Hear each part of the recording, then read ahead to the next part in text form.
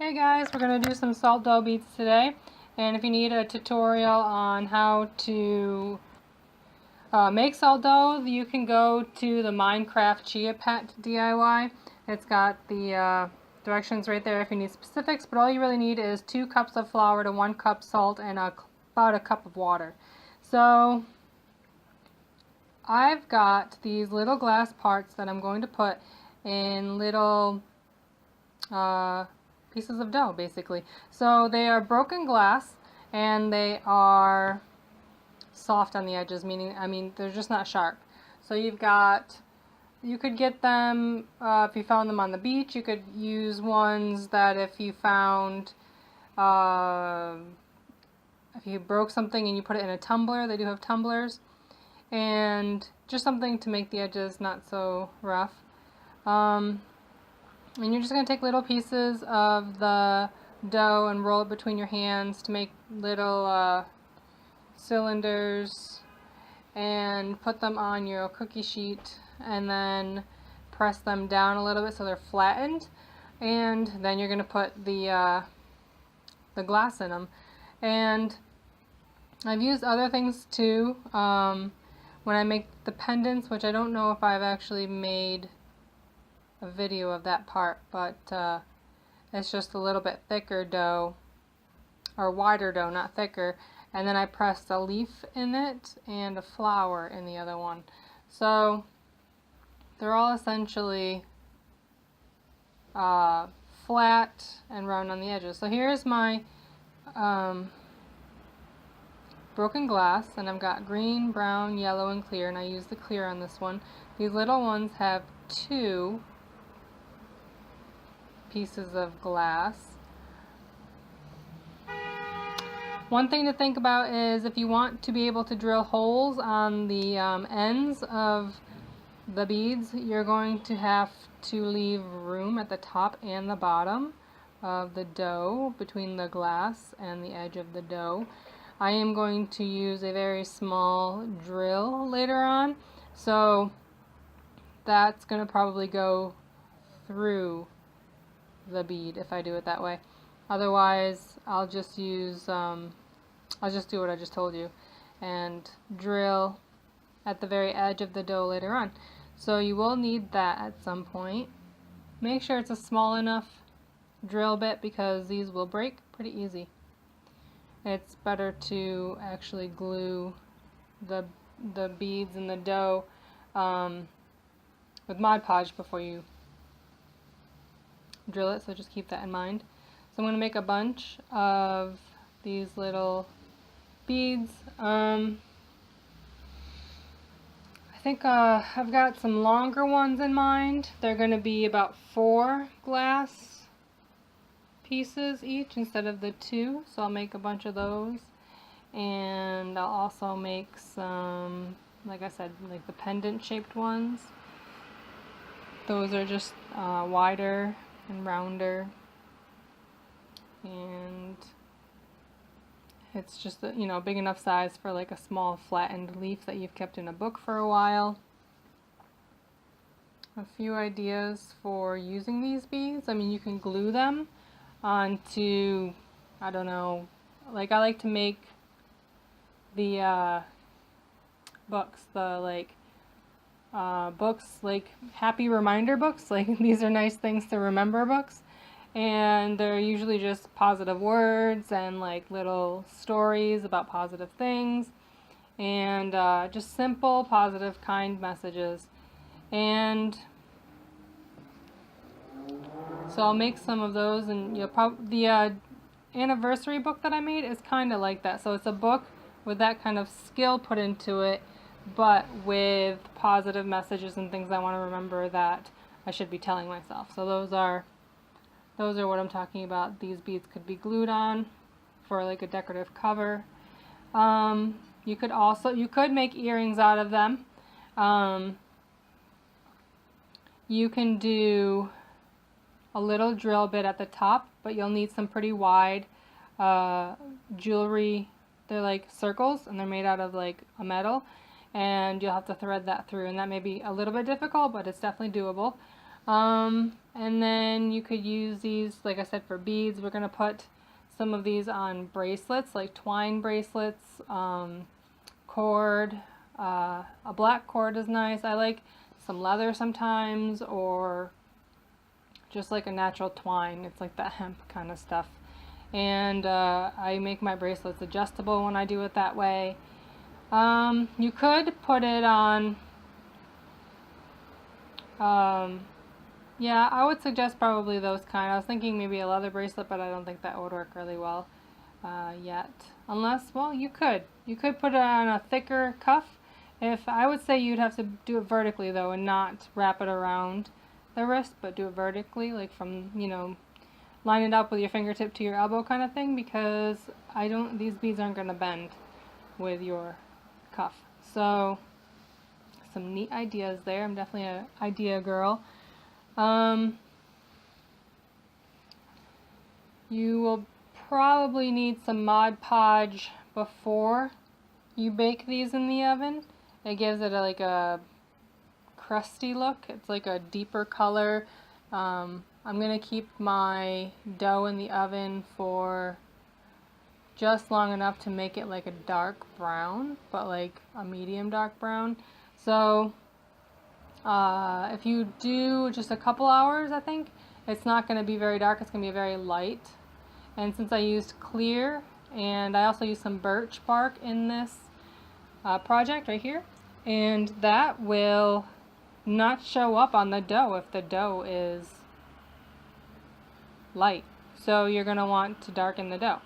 And you could also darken the dough and then put the birch on after, which is also a really nice technique, because then you can see the birch really well after that. Be nice and white and crisp, and if you like birch, then you'll be able to see it really well. So here's like 4 pairs. It's a birch pear.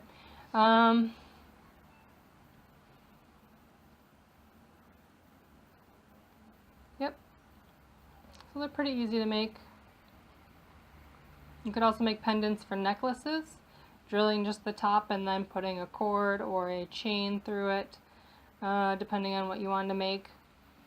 I thought the earrings would be nice with the longer glass ones there, with the four glass pieces put into it, and something that long, that's something that I would like.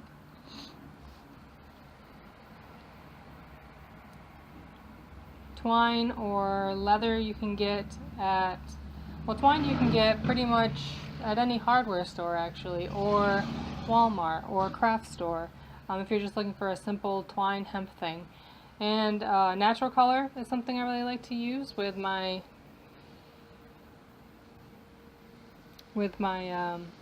bracelets. Leather would also be really nice, like I said, if you have some leather lying around. Or you can get that in different colors and different, let's see, you can definitely get in different colors and different like natural colors. So it could be like browns, or it could be like a red or a green or a blue. You can get those. You can get it in white, you can get it in black, you can get it in like lots of different basic colors. That would be really pretty. And I think that would be pretty much just the same to make. You may need some jewelry clasps, like the ones where you pinch the metal, like circle piece of metal.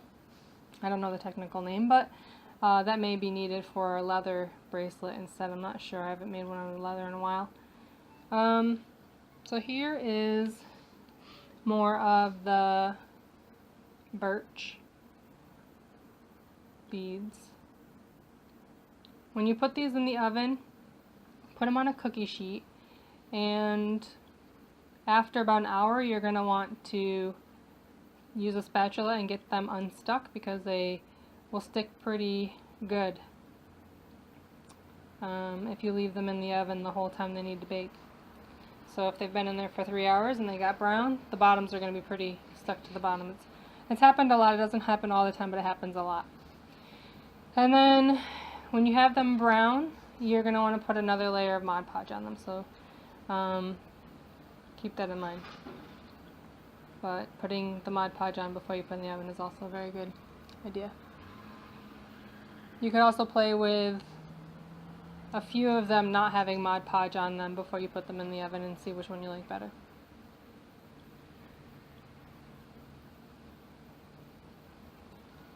These, since they're small, really only need about 2 to 3 hours. And if you're going for a dark, I would suggest at least that. But anything thicker, you're going to need more time than that. I would say probably an hour for every ½ inch that you can, like ½ inch in width or ½ inch in height or in depth, depending. There's like a special ratio you have to make sure it's baked all the way through and not soft in the middle. These aren't going to be very soft in the middle. They're not very thick, so they're pretty easy to bake. If you wanted to keep these a lighter color, it would be really interesting to put some colored buttons in there, so you could have a light background and like a red button.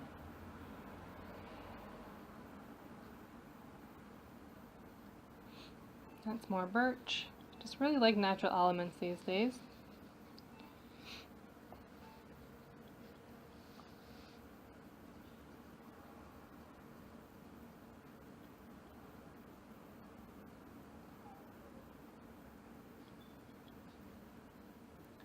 And let's see, I've got a lot of salt dough here. If you leave the salt dough in the fridge and air gets to it, it does turn a little dark, so you could start out with a little bit darker dough if you had some lying around. I usually have some lying around because I like these projects quite a lot. Making things out of salt dough is cheap, and there's a lot of flexibility with the dough because you can make almost anything out of it if you know how to work it so that it doesn't, melt or like basically melt in the oven. There's sometimes it's hard to keep the structure with it, but it is really fun to work with. I've heard there's another technique you can use with cornstarch and baking soda, and I haven't used that for a dough yet, but the consistency is supposed to be smoother and more like an actual clay. So if you were interested in checking that out, I would suggest that too. And it's whiter. I don't know how it bakes. I haven't tried it yet, but the one thing that I thought would be difficult with it would be that it would be hard to get a good consistency to make a dough, but I'm not sure. So this has been cooked for about an hour, and you can see that it has to be unstuck. So it's going to take just a couple minutes here. Make sure they aren't getting too stuck to the tray, so that when I'm ready to take them off the tray, I'll be able to without a lot of difficulty. They don't stick after this. After you unstick them, they will not stick again, so that's good. There we go. And you didn't see the pendants or the bigger beads with the leaves on it on this one. I don't think I actually captured that, but it's not, you got that idea down. So you can see them here. I also have the Minecraft vase up there at the top that I was working on and baking at the same time. And you've got a couple feathers on there, and I experimented with that, making it darker. It didn't work very well for me the first time around, so I may do it again. That's a leaf, that's a flower, and these are the little beads. And they are moving along nicely. From this point, I'm going to add some Mod Podge and put them back in the oven to make them darker. So that is step one. So if you've gotten some good ideas how to make these or what you may make with them, then go ahead and like this video and subscribe. Thank you guys for watching. I love you. Bye.